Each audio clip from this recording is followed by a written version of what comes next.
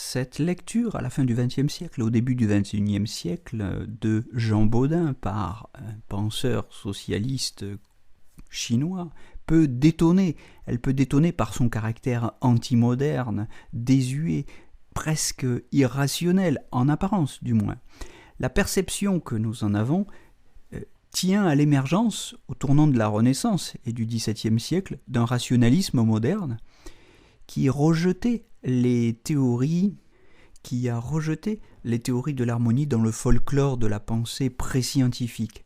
Françoise Bonnardel, à la Sorbonne, avait pourtant consacré un important travail critique pour démontrer la rationalité à l'œuvre dans cette rationalité antimoderne et possiblement postmoderne, qu'on appelle ou qu'elle appelle alchimie, art de musique, dont je vous renvoie évidemment à son grand œuvre, si je puis dire, Philosophie de l'alchimie, grande œuvre et modernité, paru chez Gallimard en 1993. Elle y met au clair l'essence complexe de l'harmonie, des harmoniques, de l'harmonisation, bref, de tout un vocabulaire que la modernité naissante, notamment sous l'influence d'un Descartes, pourfendeur d'idées obscures et confuses, comme il disait, a mis au rebut, ou qu'on percevra ou qu'on a perçu dans le meilleur des cas comme une préfiguration de la chimie moderne.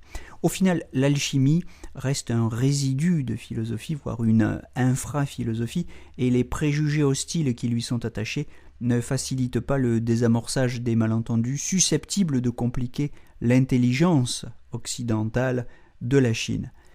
Comment les nuances mystiques du concept d'harmonie ne nourrirait-elle pas encore davantage les soupçons de mystification qui pèsent sur les discours politiques chinois qui s'en réclameraient? L'apport du travail de Françoise Bonnardel, c'est quand même de montrer qu'on peut continuer de penser sérieusement cette justice harmonique. La rationalité socialiste émergente la croise sur ce chemin au carrefour du concept bodinien de justice harmonique. Bodin, que Françoise Bonnardel, hélas, n'analyse ni ne cite, est pétri de ce vocabulaire alchimico-cosmologique dont il exploite les possibilités rationnelles pour construire, en termes d'harmonie et d'ordre cosmique, une nouvelle théorie du droit. Un passage du chapitre 1 du premier des 6 livres de la République consigne l'orientation ou la profession de foi spirituelle de l'homme républicain, selon Jean Bodin. Je le cite. Puis, après se tournant à la beauté de la nature, il prend plaisir à la variété des animaux, des plantes, des minerais, considérant la forme, la qualité, la vertu de chacune, les haines et les amitiés, et la suite des causes enchaînées et dépendantes l'une de l'autre. Puis, laissant la région élémentaire, il dresse son vol jusqu'au ciel avec les ailes de la contemplation pour voir la splendeur, la beauté, la force, la lumière céleste, le mouvement terrible, la grandeur et la hauteur de celle-ci, et l'harmonie mélodieuse de tout ce monde. Fin de citation. Et toujours dans ce vocabulaire bigarré qui emprunte autant à la physique d'Aristote qu'à l'ascèse spirituelle d'inspiration platonicienne, Jean Bodin conclut sur des considérations métaphysico-pratiques, je le cite encore, l'homme, est ravi d'un plaisir admirable, accompagné d'un désir perpétuel de trouver la cause première, et celui qui fut auteur d'un si beau chef-d'œuvre, auquel, étant parvenu, il arrête là le cours de ses contemplations, voyant qu'il est infini et incompréhensible en son essence, en grandeur, en puissance, en sagesse, en bonté. Par ce moyen de contemplation, les hommes, sages et entendus, ont résolu une très belle démonstration, c'est à savoir qu'il n'y a qu'un Dieu éternel et infini, et de là ont quasi tiré une conclusion de la félicité humaine. Fin de citation. Voilà. Sans postuler ni conclure à aucune identité du dieu de Bodin avec le Tao des Chinois, de Bodin avec Wang Fuzhe, etc., contentons-nous de repérer des similitudes insistantes au cœur d'une politique de la souveraineté, d'une théorie de l'harmonie comprise comme équilibre des contraires, adossée à une doctrine cosmologique susceptible de produire des effets moraux. Ces contraires, chez Jean Bodin, sont les conceptions arithmétiques et géométriques de la justice et, à travers elles, un débat contre Platon et contre Aristote, contre le modèle démocratique qui se dégage d'une lecture du premier, et contre le modèle aristocratique qui se dégage d'une lecture du second.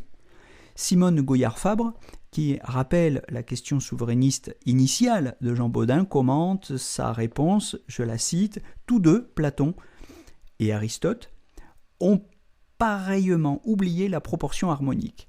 Pourtant, la plus belle de toutes est qu'il convient en conséquence de considérer comme le principe du meilleur gouvernement. » Fin de citation.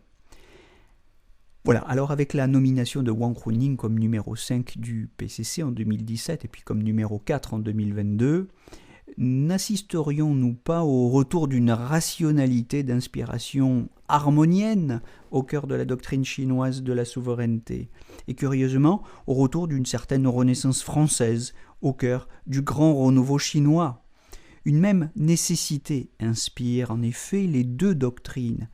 Disposer d'une puissance suffisante qui permette de tenir les contradictions sans en souffrir ou les subir. La justice harmonique est bien, selon Simone Goyard-Fabre, une dialectique ou un mixte de justice arithmétique et de justice géométrique dont Jean Bodin réalise le dépassement en termes, je la cite, en termes musicologiques, c'est-à-dire selon la gamme diatonique. Fin de citation. Un dépassement qui le conduit à la recherche et à la découverte, je cite, du nombre nuptial dont il mentionnera l'importance dans les 6 livres de la République. Ce nombre nuptial est à la philosophie de Jean Bodin ce que la divine proportion était à la pensée alchimisante de la Renaissance. L'expression d'un essor de la rationalité moderne, l'expression d'une exigence de scientificité, encore pétrie de cette métaphysique naturaliste, certes, qu'a chanté l'Orfeo de Monteverdi, dont Bodin fut le quasi-contemporain. Pour le dire autrement et rapporter au contexte présent, le concept de justice harmonique est utilisé pour dépasser dialectiquement la démocratie niveleuse des égaux et l'élitisme aristocratique, ou la méritocratie. Il sert à affirmer l'égalité de proportion qui ordonne la place de chacun dans l'ordre du tout, à son degré de perfection, par la vertu d'un discord, dit Jean Bodin, qui donne grâce à l'harmonie. Il est dès lors facile à Bodin d'expliquer, explique Simone Goyard-Fabre, il est dès lors facile à Jean Bodin d'expliquer que le rôle du législateur en la cité est d'équilibrer et d'accommoder les unes aux autres les forces antagonistes. De sorte, continue-t-elle, que l'État constitue un cœur, CH, un cœur, au sein duquel se trouve concilié, en un harmonieux mélange, le juste selon la similitude géométrique et le juste selon l'identité arithmétique. Fin de citation. Voilà, fidèle au style allégorique des alchimistes, Jean Bodin exprimera le pouvoir inclusif de la justice harmonique par le symbole du cœur des 3 filles de Thémis. Ce cœur, je le cite, chante la beauté et la paix parce qu'il intègre en son harmonie tout ce qui est pluriel, impur ou discordant. Fin de citation. Cet élément monarchique contrôle en outre l'élément aristocratique toujours tenté de constituer un État dans l'État ou une société à part qui le gouverne en vue de ses intérêts particuliers. Selon la formule même de Bodin, la République, je le cite, entremêle doucement nobles et roturiers. On voit immédiatement comment ces considérations ont pu inspirer à Wang Huning la forme d'un régime mixte, à la fois démocratique, aristocratique et monarchique. Fondé sur la puissance populaire, sa politique est conduite sous l'autorité d'un parti sans contre-pouvoir, supervisé par le pouvoir d'un prince, premier secrétaire chargé d'en prévenir la corruption. Une dialectique harmonienne avait conduit Bodin à l'apologie d'une monarchie complexe dont le modèle a pu inspirer l'actuel idéologue du PCC. C'est tout à fait possible. Je cite Jean Bodin, « Dieu a disposé les 4 premiers nombres par proportion harmonique pour nous montrer que l'État royal est harmonique et se doit gouverner harmoniquement. » Fin de citation.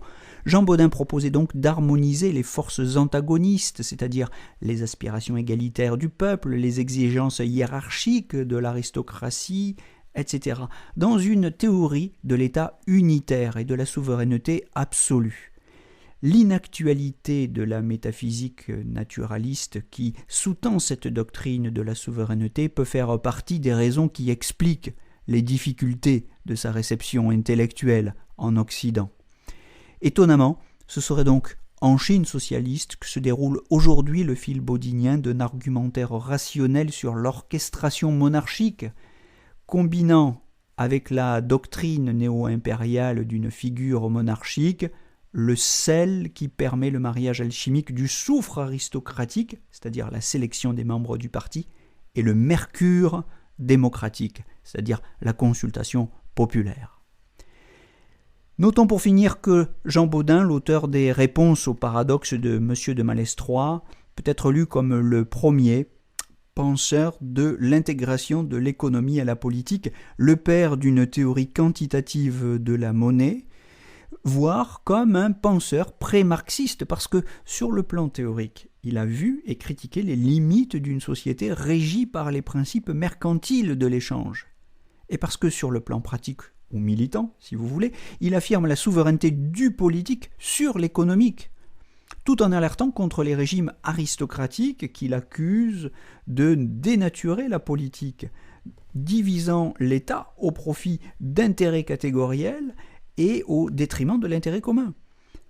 Bien que nous ne puissions avoir accès aux travaux universitaires de Wang Huning, puisque, comme je vous le disais, ils sont aujourd'hui classés confidentiels et inaccessibles, on comprendrait cependant qu'il ait pu vouloir approfondir l'histoire marxiste de la marchandisation et de l'aliénation de la souveraineté, qu'il ait voulu mettre en perspective Jean Bodin et Jacques Maritain pour comprendre les faiblesses essentielles d'une souveraineté s'épuisant paradoxalement par le processus même de la mondialisation qu'il avait engendré, et qu'il ait voulu justifier finalement la nécessité de rompre avec cette mondialisation bourgeoise pour sauver la souveraineté, et au moins celle de son pays, celle de la Chine.